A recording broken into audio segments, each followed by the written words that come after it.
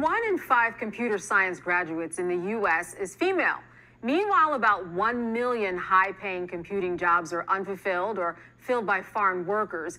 Well, joining me now is the Chief Creative Officer of Code Art, Romina Polo. She is out in the community making sure that when it comes to technology, young girls and women are not left behind. Thank you so much for being with us today. Thank you so much. Yes, there are a lot of jobs out there for young women, but you are really closing the gap to train young women, especially to get those jobs. Tell me how you work with schools, because I understand that you actually train teachers so they can have the skills to teach the students.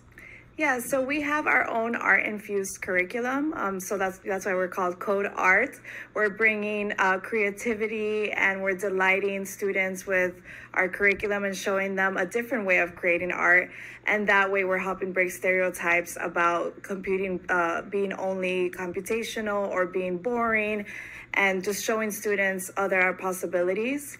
And so we actually train teachers to use our own curriculum and bring it into their classrooms. And that way they are exposing students to create art projects and creating them to coding in a way that they might have never been exposed to before.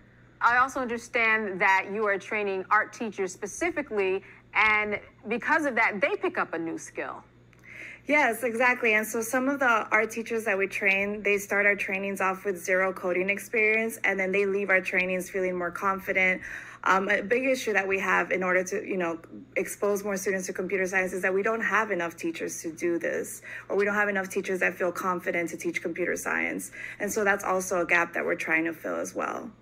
I know that when it comes to training young people, you really have to get them at a young age. What age do you have to get them at in order for it to actually make a difference and stick?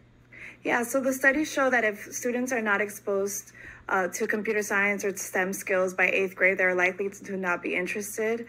So that's why we focus, and our curriculum is very welcoming to elementary school students and middle school students as well.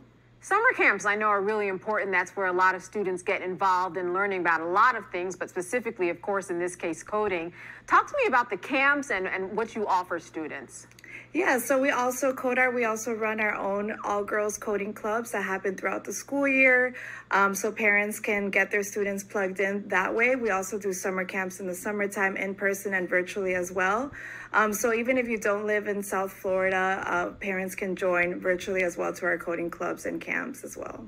And what has your experience been like? I would imagine that your experience has kind of motivated you to actually start this, and that you probably have an interest in coding yourself, and that you had to kind of go over a few humps. Yeah, I mean, I always say this. I wish that I had this when I was in high school, or, even middle school. I wish that I had been exposed to these digital skills that are so in demand right now. I personally took a coding boot camp now as an adult, and I just feel that right now there is so much happening in the tech industry, and that these skills are essential, and we don't want our girls to get left behind. And finally, I know that you work directly with schools, but how can someone who may not be affiliated with the school that you work with benefit from your program? Can they come to your organization directly?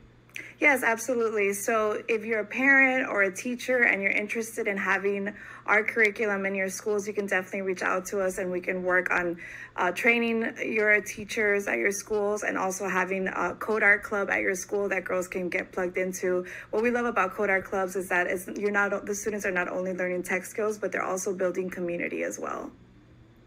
All right. Well, thank you so much for being with us today and sharing with us all of your work. Good luck with the summer program. Thank you. And good to meet you.